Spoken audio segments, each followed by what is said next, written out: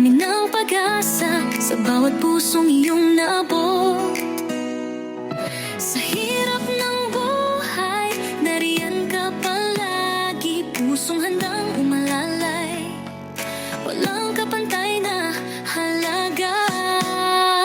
Nelson TV Official.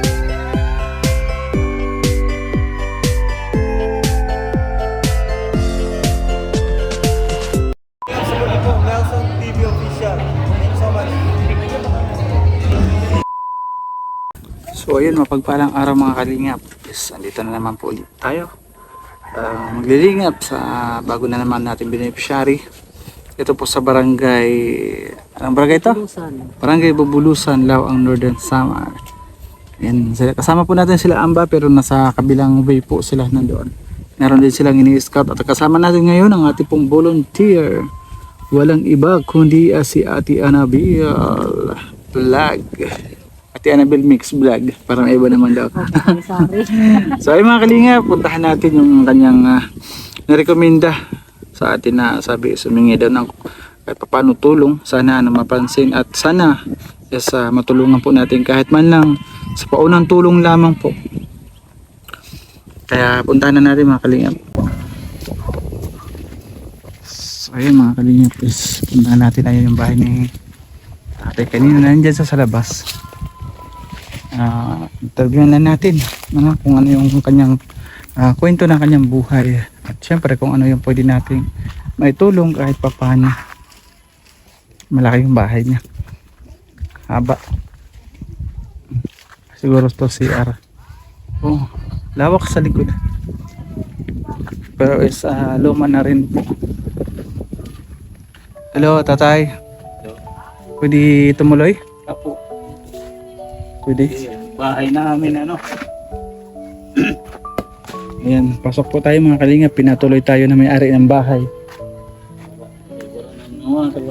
Tawa na. Marunong kayo mag-Tagalog tatay? Konti. Ayun. Kahit paano, gawin natin yung konti na yan. Gawing marami. Para maintindihan natin viewers. Ay, grabe. Mga kalinga. Ay puso. Pangilan na ba natin itong mga beneficiary pang-4? Patuloy lang kasi ngayon po may time tayo tapos katatapos lang natin pabahay. Ay kuya, ano po pangalan ninyo? Inolitor Plus po. Nolitor Kulas. Nolitor Kulas? Opo. Ilan taon po si Tatay Nolit? 52. 52, malapit na rin mag-senior. Asawa niyo po? Saan? Patay na yung tao.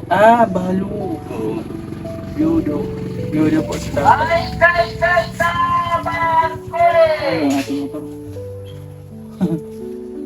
Nakaharang. Yan si Tatay Noli ilan po yung anak? 52 yung anak ko. 7. Opo. Asan mga anak mo? Yung isa doon, nag-aaral sa Maynila. Yung dalawa. Nag-aaral. Yung para ng kapatid ko. Mga kapatid ba nagpapaaral? Tapos yung iba mga kasama mo dito?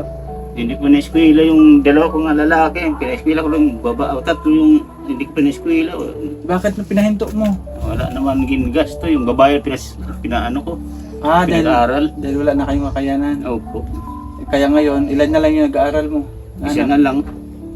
Nakapli ba, Annabel? Tumatakbo yung number? Baka di nakapli. Takbo, Ayan, takbo, Hmm? takbo. Nakapula. Pag nakapula, okay. Ayan. Ilan na lang yung nag-aaral ngayon, tatay, sa mga anak mo? Isa na lang, babae na lang. Isa na lang, babae, babae. Oo, yung babae pinaaral ko. Ilan taon po siya ngayon? Mga 12 yata. Bali, ilan pa yung hindi nag-aaral? Yung maliliit mo? Bali, 4 pa nandito. Bakit? Grabe naman, sayang naman. Kahit man lang Kaya dati, ngayon nga ko, yung isa ko, grade 11 na dapat. grade 11 na. Pahinto ko yung isa man, mag-grade 12. Wala namang pamasahe. Hindi, dito Ano? tatay. Dito sa barangay. Doon sa Rawi, di naman doon sa barangay. Kasi alam ko naman ipaprovide lang natin sa mga public. Wala namang bayad ang pag-aral sa mga public. Okay. Kailangan lang sa kanila pamasahe, Oo, baon. Doon po mabigat sa mga magulang kapag mayroon po pinapaaral. Opo. Lalo na po kapag malayo po yung pinapasukan ng mga bata. Oo. Araw-araw po yan, umaga tapos hapon na uwi. Oo. Kaya grabe po ang budget din. Naintindihan ko po yan kasi meron din po ako pinapaaral na dalawa. Oo. Yung aking mga anak. Linggo-linggo po nagpapadala ko sa aking mga anak kasi nga po para sa kanilang budget sa pamasahe. So tatay ngayon, ano mo naman pinagkakaabalahan mo? Ano po trabaho ninyo? Yun, ano lang kami, yung papawid lang kami. Papawid kayo? Opo, yun ang pamasahe ng anak ko, panggasto sa bahay. Araw-araw naman po, magkano po yung kinikita ninyo? So ngayon, wala man ako ang trabaho na kay pinabawal ako sa doktor kay nagkasakit ako sa baga. Pero yung pagpapawid nyo po, nakakailan po yung kinikita ninyo? Alam mo, naggagawa ka ng isang araw. Ano lang, yung pagbura, yung pagpawid ko, wala ano, yung walang eskwela, linggo at saka Sabado, yun lang, mga nakaka-100 kami, pawid. 100? 400 naman yun ang bayad. 400 sa 100, 400. Opo. Alo, hindi tayo makakadaan. So yun tatay is, tatanungin nila kita ngayon. Kasi halimbawa kung mayroon magbigay po sa inyo ng tulong at pagmamahal na mapansin yung inyong kalagayan, kasi nga po is kailangan rin kayo ng tulong. Ano po ang tulong yun? Eh, ako gusto ko lang ng pag-aaral ng mga anak ko, makatapos man sila. Sana matuloy yung pag-aaral nila. Opo. Kahit man lang sana makatapos ng... Ako nga, sabi ko, kung may man kunting tulong, makabahay mga kahit may lit lang.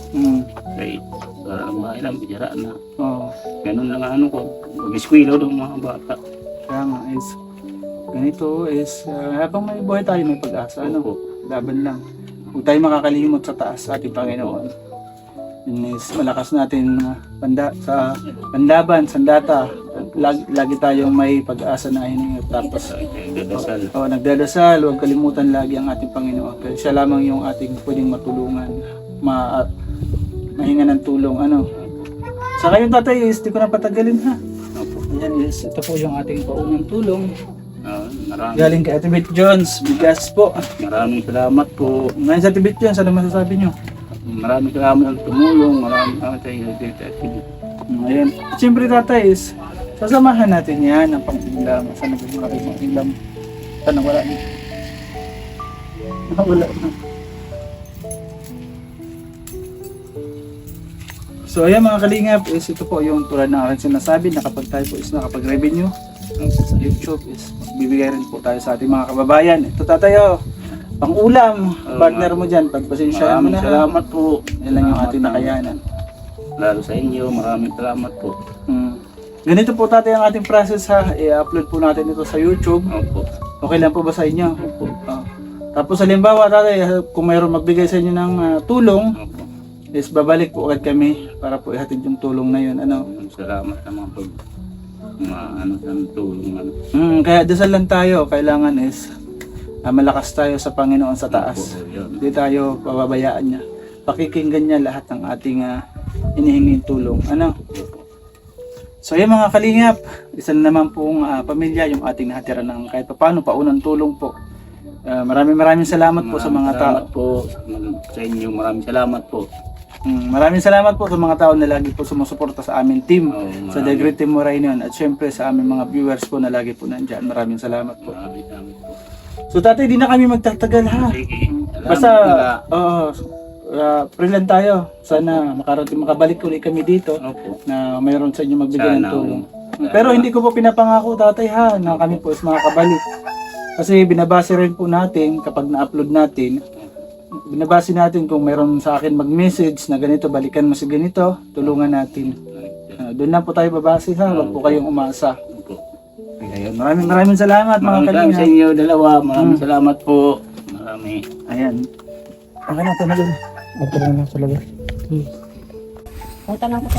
Ay, so ayun mga kalingap. Isa na naman pong pamilya ang ating natira na po ng tulong. Sana po is sa mga makapanood po sa ating video, is lahat po sila deserve. Lahat po sila nangangailangan ng tulong. Mahirap naman po is lahat tulungan.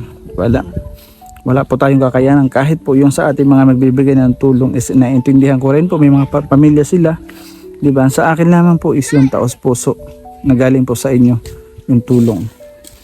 Maraming salamat po Ate Bertus Woman, Ate Rosemary, maraming salamat po. At syempre kay Manay Tere, maraming salamat. At maraming salamat kay Kishnel, kay Kabulwang, kay Ate Kim D sa ating mga nagsuporta sa ating unang pabahay. Maraming salamat po sa inyong lahat. Hindi ko na po isa-isahin yung iba. Basta sa inyo po, God bless po. Maraming salamat at more blessings po sa inyo. And maraming salamat. Pasupport po ang ating pong founder sa paglingap. Yan, Kuya Bal Santos Matubang, Kalingap Rab, Ate Edna Vlogs. At ito po sa Samar, suportahan po natin ang buo pong team sa pangunguna po ng ating Ambassador Joey the Great. Yan, kanina is Edna Condor, ang ating pong deputy. Mga scouter po, ang yung lingkod ng TV Official. Pasupport din po, Janski TV. Ayan. Tapos si Biyahing King, nasa Mindanao po sila naglilingap. Part po pa rin sila, dati po sila mga scouter ng Landing Pad Katarman. Yan, maraming salamat mga kalingap. Bye bye po and God bless.